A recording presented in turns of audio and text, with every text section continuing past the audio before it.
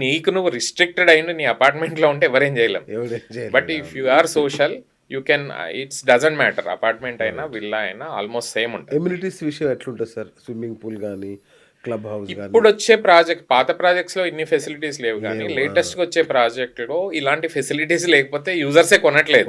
So almost అన్ని projects లో ఒకేలాగా ఫెసిలిటీస్ ఇస్తున్నారు. అంటే మీకు క్లబ్ హౌస్ అవ్వచ్చు, గ్రీనరీ అవ్వచ్చు, గార్డెన్ స్పేస్ అవ్వచ్చు, పూల్స్ అవ్వచ్చు. కొన్ని విల్లా ప్రాజెక్టులు అయితే విల్లాలోనే చిన్న మినీ పూల్ ఇచ్చేస్తున్నారు. ఓకే.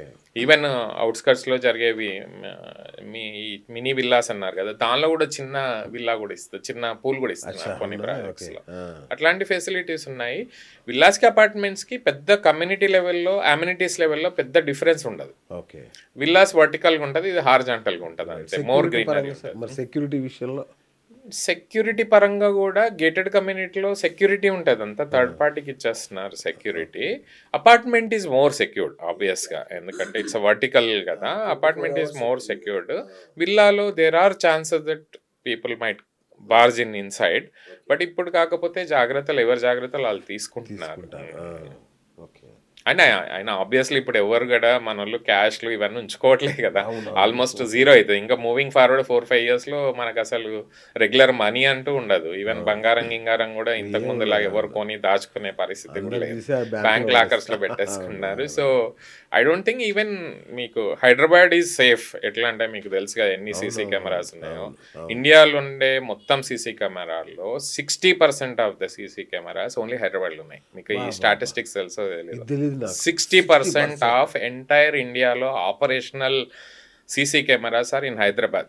అందుకోసమే హైదరాబాద్ లో క్రైమ్ రేట్ తక్కువ ఉంది, పోలీసింగ్ బాగుంది. సో సేఫ్ సిటీ కాబట్టి ఇంత మైగ్రేషన్ వస్తుంది. మీకు ఎవ్రీ ఇయర్ హైదరాబాద్ కి 3 to 4 lakhs migration comes from all other states. Plus apart from this ఆబ్వియస్గా మన ఏపీ నుంచి అయితే అక్కడ ఇంజనీరింగ్ చదివి జాబ్ కావాలంటే 50%, 60% హైదరాబాద్ రావాల్సిందే. So Hyderabad has become already a global city. కాకపోతే చిన్న చిన్న ఇష్యూస్ ఇంకా మనము ఇంప్రూవ్ చేసుకోవాలి. అంటే క్వాలిటీ ఆఫ్ లైఫ్ అవ్వచ్చు, ఎయిర్ క్వాలిటీ ఇండెక్స్ అవ్వచ్చు, పొల్యూషన్ లెవెల్స్ తగ్గించడం, ఇవన్నీ కొంచెం జాగ్రత్తగా గవర్నమెంట్ వర్కౌట్ చేసింది అనుకోండి. Hyderabad is like one of the best cities in India and as well as in some of the కంట్రీస్లో కొన్ని సిటీస్తో మనం పోల్చుకోవచ్చు. అంటే ఒకవేళ బీఆర్ఎస్ ఈ 5 ఏళ్ళు ఉండుంటే అది అయ్యేదేమో కదా. డెఫినెట్గా BRS was pro business, pro builders, pro real estate అనేది నేను ఒప్పుకుంటా 10 ఏళ్లలో. At the same time Revanth Reddy గారు కూడా రియల్ ఎస్టేట్ బ్యాక్గ్రౌండ్ నుంచి వచ్చారు.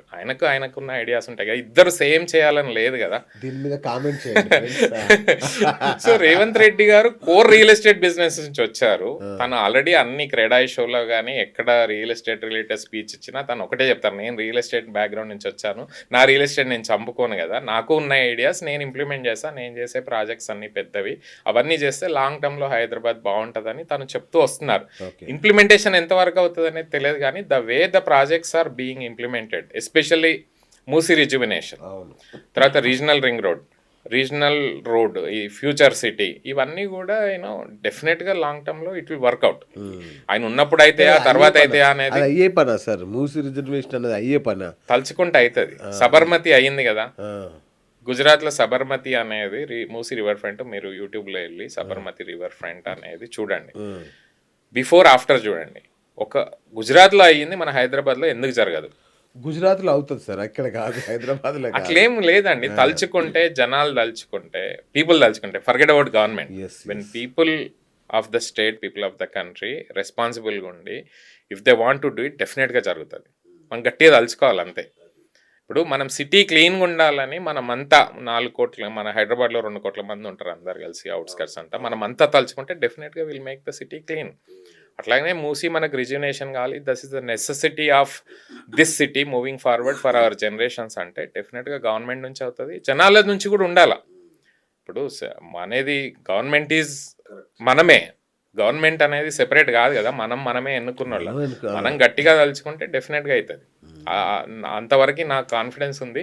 మూవింగ్ ఫార్వర్డ్ కొత్త జనరేషన్ అయితే ఊరుకోదు, దే ఆర్ మోర్ ప్రో, ఏమంటారు, నేచర్ అండ్ అట్లాంటివి ఉన్నారు కాబట్టి డెఫినెట్గా రేపు ఫైట్స్ కూడా అవుతాయి మాకు కావాలి అని.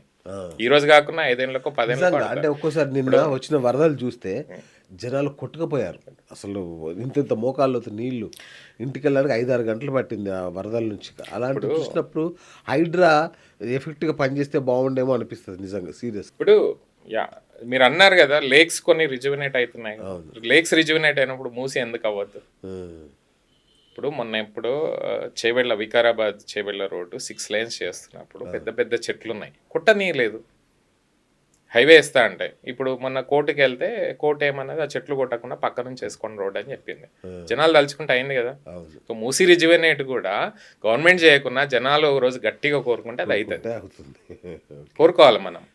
మనం కాన్షియస్ అవ్వాలి. మన సిటీని మనం పరిరక్షించుకోవాలని అనుకుంటే కొన్ని మనమే అడగాలి గట్టిగా. కరెక్ట్.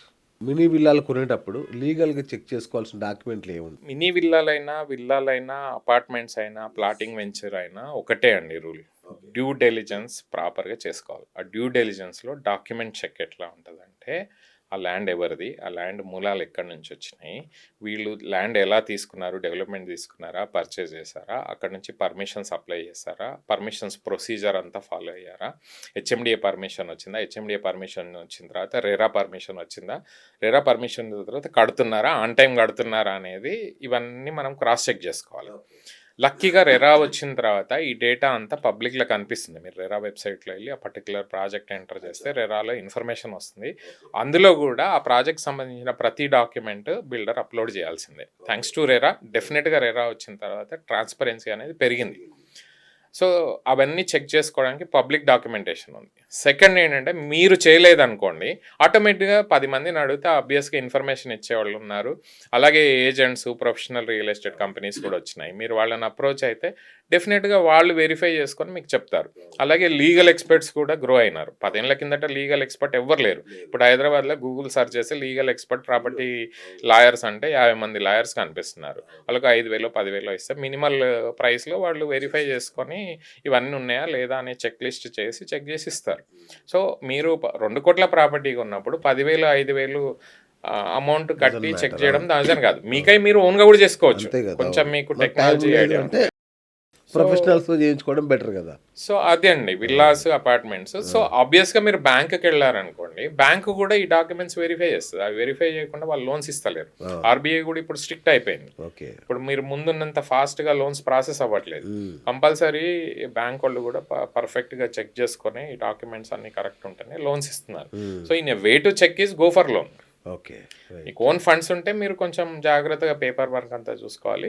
రెప్యూటెడ్ బిల్డర్స్ దగ్గర ఉన్నారనుకోండి, మెజారిటీ రెప్యూటెడ్ బిల్డర్స్ ఎలాంటి అంటే మీరు ఏది అడిగినా మీకు ప్రొవైడ్ చేస్తారు. ఈ మధ్య హైడ్రా వచ్చాక కొంచెం భయం వేస్తుంది అందరికి. అంటే ఎలాంటి పర్మిషన్స్ ఉన్న ప్రాజెక్టులను నమ్మాలి అనేది కూడా ఒక పాయింట్. డెఫినెట్గా అండి మీరు పేపర్ వర్క్ చూడకుండా ఏ ప్రాపర్టీ కొనొద్దు. 1 లైన్లో నేను ఆన్సర్ చెప్తున్నాను. దానికి 10 రోజులు కానీ 20 రోజులు కానీ మీ జనరల్గా హైదరాబాద్లో ఎట్లుంటుంది, ఏది చీప్ ఉంటే మనం వెళ్ళి కొనేద్దాము, దాన్ని వెరిఫై చేసుకోవద్దు అని అనుకుంటారు. అట్లా కాదు, ఏదైతే చీప్ వస్తుందో అక్కడ ప్రాబ్లం ఉంటుంది. అవును. సో మీరు డెఫినెట్గా మీరు వెళ్ళి వెరిఫై చేసుకోండి. అంత కరెక్ట్ అనుకుంటేనే మీరు ముందుకెళ్ళాలి. పేపర్ వర్క్ అనేది మ్యాండేటరీగా చూడాలి. ఇప్పుడు అదే హైరైజ్ అపార్ట్మెంట్ అనుకోండి, ఒక ప్రాసెస్ ఉంది. Fire, environmental clearance, HMDA clearance, తర్వాత రెరా క్లియరెన్స్, ఈ పేపర్ వర్క్ అంతా ఉండాలి. అవి కాకుండా ఆ ల్యాండ్ రిలేటెడ్ డాక్యుమెంట్స్, దాని పాస్ట్ హిస్టరీ కూడా మనం చూసుకోవాలి. డెవలప్మెంట్ అయితే డెవలప్మెంట్ అగ్రిమెంట్ ఏముంది, సప్లిమెంటరీ అగ్రిమెంట్ ఏముంది, మీకు ఈసీస్ కూడా దొరుకుతాయి ఆన్లైన్లో. పర్టికులర్ ప్రాపర్టీ పాత విల్లాస్ కొనుక్కుంటే దాని ప్రాపర్టీ డీటెయిల్స్ ఈసీ తీసుకొని వెరిఫై చేసుకోవాలి. ఇవన్నీ వద్దనుకుంటే హ్యాపీగా ఒక లీగల్ ఎక్స్పర్ట్కి 20,000 ఇస్తే మొత్తం చేసుకుంటాడు, ఆయన ఓకే అంటే కొనుక్కోండి. అవి ఓకే అనుకుంటే కూడా మీరు బ్యాంక్ లోన్కి వెళ్తే వాళ్ళు కూడా ఇంకోసారి వెరిఫికేషన్ అవుతుంది, మీరు కొనుక్కోవచ్చు. సార్ తక్కువ ధరకే ఇండిపెండెంట్ హౌస్ అని ప్రకటనలు వస్తుంటాయి. అవును. వాటిలో మోసాలు ఏమైనా ఉంటాయా? అదైతే వెరిఫై చేసుకోవాలండి. ఈ మధ్య ఏంటంటే ఇండివిజువల్గా కన్స్ట్రక్షన్ చేసే మేస్త్రీలు కానీ, బిల్డర్స్ కానీ, చిన్న చిన్న బిల్డర్స్ కానీ వాళ్ళు ఏం చేస్తున్నారంటే, ఇదే మీకు చెప్పాను కదా ఇంతకుముందు డిటిసిపి, హెచ్ఎండిఏ లేఅవుట్లలో వాళ్ళు ప్లాట్స్ తీసుకొని కట్టిస్తున్నారు. లేదు మీరు ప్లాట్ కొంటే వాళ్ళు కట్టిస్తారు. It's contract based construction work ఎక్కువ మంది చేస్తున్నారు. వాళ్ళ పాస్ట్ హిస్టరీ చెక్ చేసుకొని వాళ్ళు డెలివరీ చేసిన హౌసెస్ చూసుకొని మీరు జాగ్రత్తగా మాట్లాడుకొని ప్రాపర్ అగ్రిమెంట్ చేసుకొని అట్లాంటివి కట్టించుకుంటే ఇండిపెండెంట్ హౌసెస్ కూడా బాగానే ఉంటాయండి.